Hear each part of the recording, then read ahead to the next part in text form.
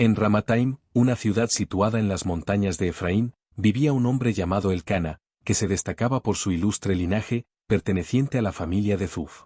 La herencia de Elcana estaba profundamente enraizada en la historia de su pueblo, ya que su parentesco con Zuf se establecía por parte de su padre, Jeroam. Jeroam, a su vez, era hijo de Eliu y nieto de Tou, formando una línea de antepasados que contribuyeron significativamente a la identidad y cultura de su tribu. Elcana era un hombre respetado en su comunidad, conocido por su devoción al Señor y por sus prácticas religiosas. Tenía dos esposas, Ana y Penina, una situación que no era inusual en la sociedad de aquella época, pero que traía consigo desafíos y complicaciones. Penina, la segunda esposa, era fértil y tenía varios hijos, mientras que Ana, la primera esposa, enfrentaba el dolor de la infertilidad. Esta condición generaba un profundo desespero y tristeza en Ana, que anhelaba tener hijos, un deseo que era visto como una bendición y un signo de favor divino. La rivalidad entre las dos mujeres era intensa y se manifestaba de manera cruel, especialmente durante los viajes anuales que la familia hacía a Silo. Cada año, Elcana se dirigía a Silo para adorar y ofrecer sacrificios al Señor de los ejércitos, en un acto de fe y devoción. Durante estas jornadas, la situación entre Ana y Penina se volvía aún más tensa, pues Penina no perdía la oportunidad de provocar a Ana, burlándose de su infertilidad y recordándole que Dios la había dejado sin hijos. Estas provocaciones eran especialmente dolorosas, ya que la infertilidad no solo se veía como una tragedia personal, sino también como una deshonra social. Ana lidiaba con este dolor de manera silenciosa, muchas veces retirándose en lágrimas, mientras luchaba contra la desolación que la acompañaba. En Silo, el santuario era un lugar sagrado donde Elí, el sacerdote, y sus dos hijos, Jofni y Fineas, ejercían sus funciones religiosas. Elí era un hombre anciano y respetado, pero su liderazgo también era cuestionado debido al comportamiento corrupto de sus hijos, que no seguían los caminos del Señor. La atmósfera en el santuario, que debería ser de adoración y reverencia, a menudo estaba marcada por tensiones, reflexiones y anhelos, tanto de quienes servían como de quienes buscaban a Dios. Elcana, en su búsqueda por una relación más profunda con Dios, se veía en medio de este complicado escenario, donde la devoción y el dolor coexistían.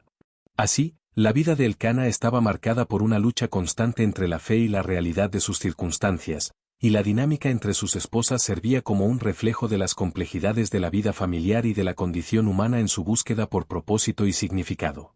Cada año, cuando se acercaba el momento de adoración en Silo, la tensión y el dolor experimentados por Ana se volvían casi insoportables. Las provocaciones de Penina se intensificaban, transformando el viaje en un verdadero tormento emocional para Ana. Cada burla, cada comentario malicioso sobre su infertilidad, penetraba profundamente en su corazón, haciendo que se sintiera cada vez más aislada y desolada. Las lágrimas eran una constante en sus ojos, y el peso de la tristeza la acompañaba como una sombra, dificultando incluso las simples alegrías que podrían ser compartidas con su familia. Ana llegaba a llorar sin parar, y esta angustia afectaba gravemente su apetito. Elcana, preocupado por la salud de su esposa, intentaba consolarla de la mejor manera que podía. Él le aseguraba que la amaba incondicionalmente, enfatizando que su amor por ella era más valioso que el de 10 hijos. Sin embargo, sus palabras, aunque sinceras y llenas de cariño, no lograban aliviar el profundo dolor que Ana sentía. La incomprensión de la sociedad respecto a su condición hacía todo más difícil, y Ana a menudo se veía luchando contra sentimientos de inadecuación y desesperación. En uno de esos momentos de profundo dolor, tras un banquete familiar, Ana no pudo soportar más la angustia y decidió retirarse al santuario. Allí, buscó un lugar tranquilo para orar, lejos de las miradas y provocaciones que la acompañaban. Con el corazón pesado, comenzó a orar fervorosamente al Señor, clamando por misericordia e intervención divina. En medio de sus súplicas, Ana hizo un voto sincero, prometió que, si Dios la atendía y le daba un hijo, dedicaría a esa criatura al Señor por toda su vida.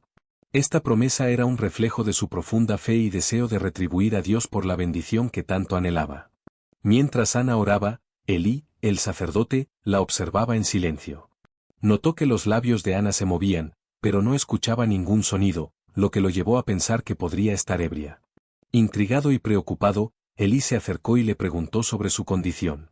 Ana, sorprendida y ofendida por la suposición, inmediatamente explicó su situación. Reveló que estaba angustiada y que no había bebido, sino que clamaba al Señor con todo su corazón. Su sinceridad y desesperación tocaron a Elí, que percibió la profundidad de su dolor y la pureza de su clamor. Después de escuchar a Ana, Elí la bendijo, deseando que Dios atendiera su pedido. Las palabras de Elí trajeron un nuevo ánimo al corazón de Ana. Sintió que, al menos, había sido escuchada y comprendida. Con renovada esperanza, Ana volvió a casa, y, pronto, Dios atendió su clamor. Quedó embarazada y, cuando su hijo nació, lo llamó Samuel, que significa pedido al Señor, pues, conforme había prometido, fue él quien le concedió la bendición que tanto deseaba. Esta nueva vida no solo representaba la realización de su sueño, sino también el cumplimiento de su promesa al Señor, que moldearía el futuro de Ana y de Israel. Con la llegada del tiempo de regresar al santuario para cumplir su promesa, Ana sintió una mezcla de emociones al comunicar a Elcana que llevaría a Samuel, su tan esperado hijo, al templo de Silo. Sabía que este momento era significativo no solo para ella, sino también para la historia de su familia y del pueblo de Israel. Después de un periodo de profunda espera y oración, la hora de cumplir su dedicación al Señor había llegado finalmente. Elcana, comprendiendo la importancia de este acto, estuvo de acuerdo con la decisión de su esposa, apoyándola en su voto sagrado. Ana se preparó meticulosamente para este viaje, consciente de que estaba entregando a su hijo al Señor. Hizo una oferta generosa, que incluía un novillo de 3 años, harina y vino, como parte de su adoración. La oferta era un gesto simbólico de gratitud y reconocimiento por la bondad de Dios en su vida. Durante la jornada, Ana reflexionó sobre todas las dificultades que había enfrentado, el dolor de la infertilidad y la alegría que sentía ahora al tener a Samuel en sus brazos. Era un momento de celebración y entrega, pero también de sacrificio, ya que sabía que una vez que entregara a Samuel al Señor, él permanecería en el santuario para siempre. Al llegar al santuario, Ana y Elcana fueron recibidos por Elí, el sacerdote. Ana, con el corazón rebosante de emoción, reveló al sacerdote que era la mujer que había orado fervorosamente por un hijo y que ahora estaba dedicando a Samuel al Señor por toda su vida. Elí, al escuchar sus palabras, reconoció la sinceridad de Ana y la importancia de su decisión.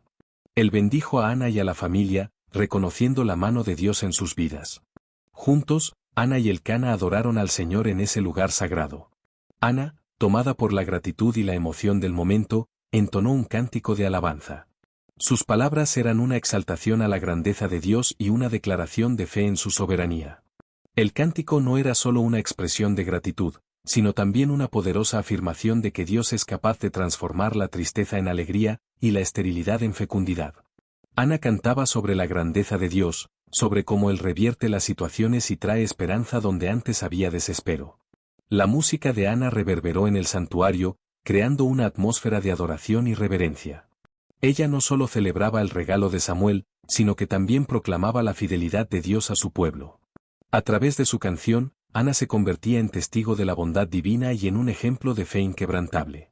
El acto de dedicar a Samuel al Señor no solo era una entrega personal, era una contribución al plan soberano de Dios para Israel, una nación que necesitaba líderes fieles y dedicados.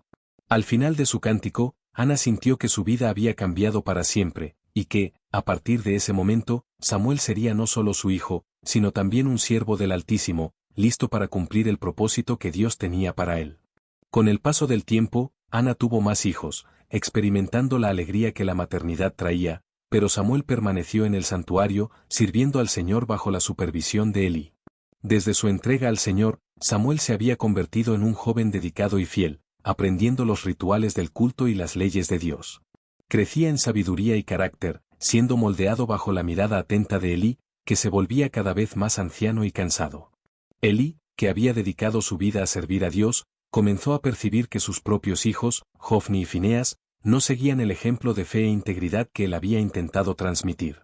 Mientras Elí era un sacerdote respetado y temido, sus hijos se habían vuelto conocidos por su comportamiento errático e inmoral. Maltrataban al pueblo, desrespetando las ofrendas y el culto, y sus acciones generaban descontento y revuelta entre los israelitas. A pesar de que Elí había intentado corregir a sus hijos, admonestándolos por sus transgresiones, ellos se habían vuelto obstinados, ignorando los consejos de su padre y persistiendo en su corrupción. Esta situación alarmante no pasó desapercibida a los ojos de Dios, llevando a la decreción de un juicio divino sobre la casa de Elí. El Señor había decidido que la línea de Elí enfrentaría consecuencias severas por su falta de rectitud y por la manera en que habían tratado lo sagrado. Mientras tanto, en la quietud del santuario, Samuel crecía en estatura, pero también en favor ante el Señor y el pueblo.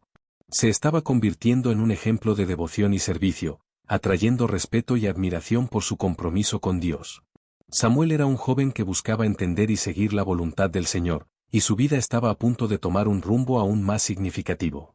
Una noche, mientras el santuario estaba tranquilo y la lámpara aún ardía, el Señor llamó a Samuel. Sin embargo, el joven no reconoció la voz que lo llamaba, confundiéndola con la de Elí. Así, se levantó y corrió hacia el sacerdote, pensando que él lo había llamado. Después de 3 intentos en los que Samuel atendió al llamado, Elí finalmente se dio cuenta de que el Señor realmente estaba llamando al joven. Orientó a Samuel a responder, instruyéndolo a decir: «Habla, Señor, porque tu siervo escucha». Cuando Samuel atendió al llamado del Señor, la revelación divina comenzó a fluir. Dios le reveló planes que incluían el juicio que aguardaba a Elí y su familia, un mensaje que pesaba sobre los hombros de Samuel. Se estaba convirtiendo no solo en un siervo del Señor, sino también en un portavoz de la voluntad divina, encargado de anunciar las consecuencias de la desobediencia de Elí y sus hijos. Esta experiencia marcante fue un divisor de aguas en la vida de Samuel, pues comenzó a entender la seriedad de su misión. El llamado de Dios no era solo una responsabilidad, sino un honor que moldearía su futuro y el de la nación de Israel. Samuel, ahora consciente de su posición como profeta, se preparaba para enfrentar desafíos y cumplir el propósito que Dios tenía para él. A partir de ese momento, su vida tomaría un nuevo significado, y su jornada como líder espiritual comenzaría a desarrollarse bajo la orientación del Señor. Los israelitas, a lo largo del tiempo, comenzaron a sentirse insatisfechos con la forma en que eran gobernados. Deseando ser como las otras naciones a su alrededor, que tenían reyes visibles y poderosos al frente de ellas, solicitaron a Samuel que les diera un rey. Esta solicitud trajo una ola de preocupación a Samuel, quien había servido como juez y profeta de Israel, guiando al pueblo con base en las leyes y directrices establecidas por Dios. Sabía que la solicitud de los israelitas no era simplemente una búsqueda de un líder, sino un rechazo implícito del gobierno directo de Dios sobre ellos. Samuel, reluctante, se sintió angustiado con la demanda de su pueblo. Buscó la orientación de Dios, quien le instruyó a atender la solicitud de los israelitas, pero con un aviso claro sobre las consecuencias de esta elección.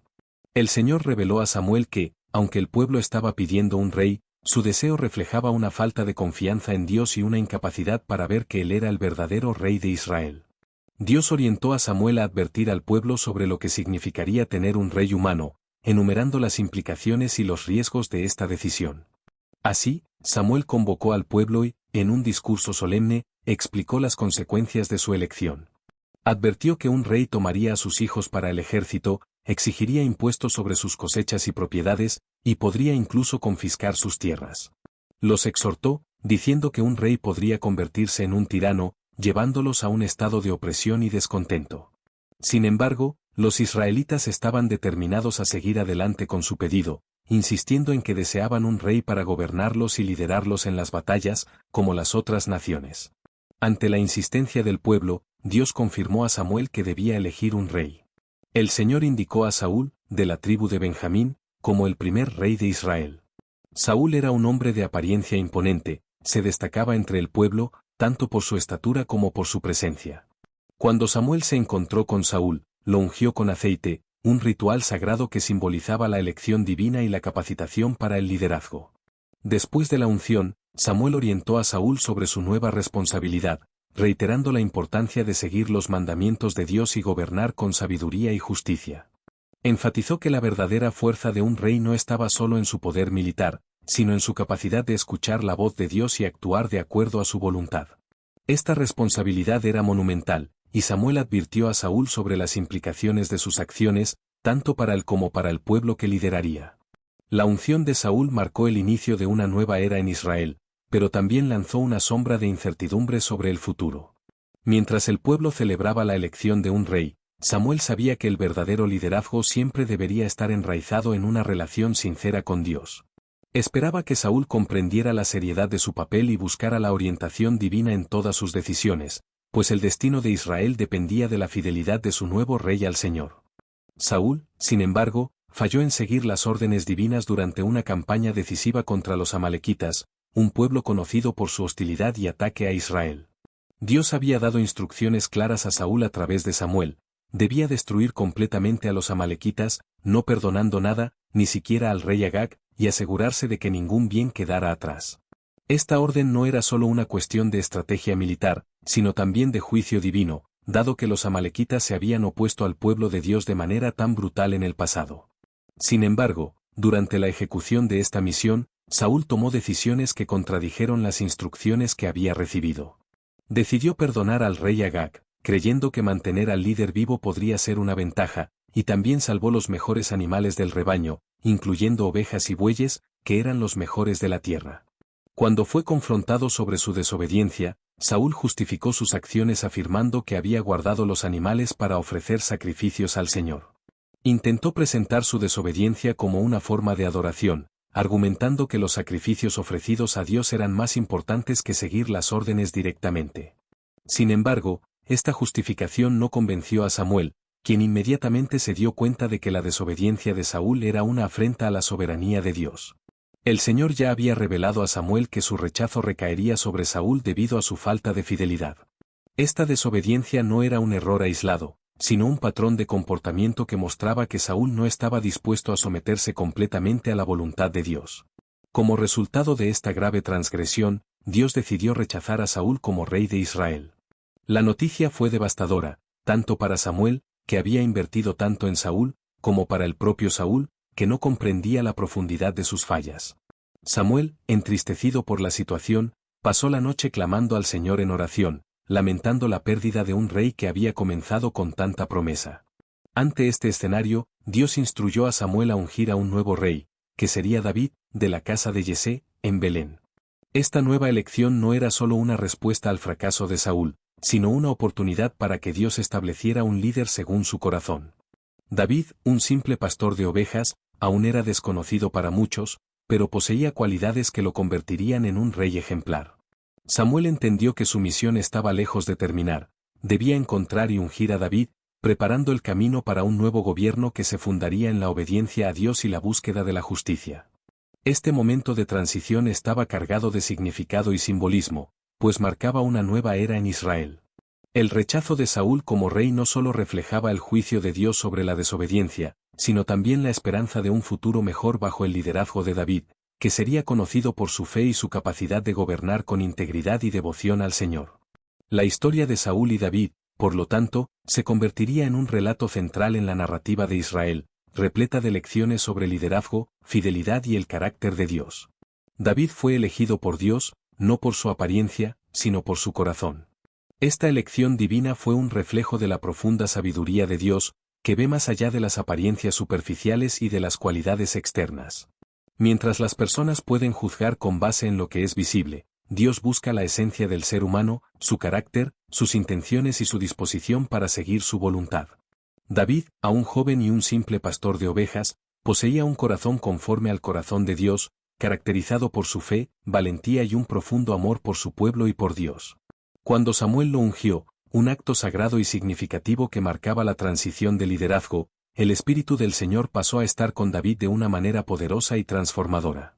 Esta unción no solo designó a David como el futuro rey de Israel, sino que también lo capacitó para el liderazgo, proporcionándole la sabiduría, la fuerza y el coraje necesarios para cumplir la misión que Dios había preparado para él. Con la presencia del Espíritu Santo, David era moldeado para convertirse en un líder que buscaría la justicia, la verdad y la adoración al Señor, características que serían fundamentales para su reinado. Mientras tanto, Saúl continuaba reinando, pero su rechazo por parte de Dios se volvía cada vez más evidente. La presencia del Señor se había alejado de Saúl, y comenzó a manifestar signos de desesperación y confusión en su liderazgo. La continua desobediencia y la falta de arrepentimiento de Saúl resultaron en un reinado marcado por la inestabilidad, la desconfianza y, en última instancia, un alejamiento del propósito divino. Saúl se vio cada vez más aislado, luchando contra los propios demonios que lo atormentaban, y su inseguridad se manifestaba en comportamientos erráticos y tiránicos. A medida que David crecía en favor ante el Señor y el pueblo, Saúl se volvía más paranoico y celoso, especialmente al darse cuenta de que David se destacaba en sus conquistas. Las victorias de David, como la famosa derrota de Goliat, no solo solidificaron su reputación como un valiente guerrero, sino que también aumentaron su popularidad entre el pueblo de Israel. Este ascenso despertó la ira de Saúl, quien comenzó a ver a David no solo como un siervo, sino como una amenaza a su trono.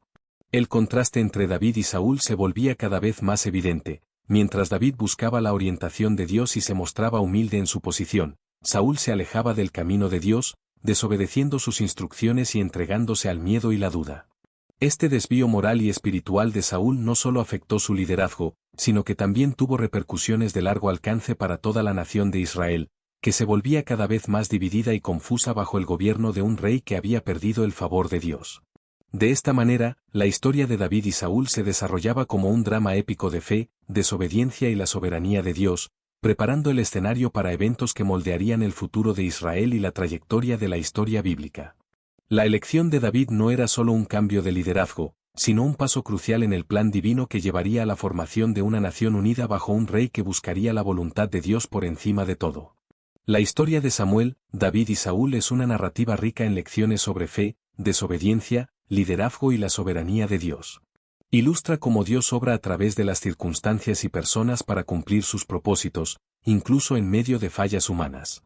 Cada personaje en esta trama compleja desempeñó un papel fundamental, reflejando diferentes aspectos de la relación entre la humanidad y lo divino. Samuel, como profeta y juez, fue un líder que sirvió de vínculo entre Dios y el pueblo de Israel. No solo guió a la nación en tiempos de crisis, sino que también ofreció orientación espiritual y moral, siendo un ejemplo de rectitud y devoción. Su vida y ministerio marcaron la transición de Israel de una confederación de tribus a una monarquía unificada. A través de su unción de Saúl, posteriormente, de David, Samuel estableció las bases para un nuevo sistema de gobierno que buscaba no solo la fuerza militar, sino la liderazgo espiritual. Sabía que un rey debía ser más que un gobernante, debía ser un siervo de Dios, guiando al pueblo con justicia e integridad.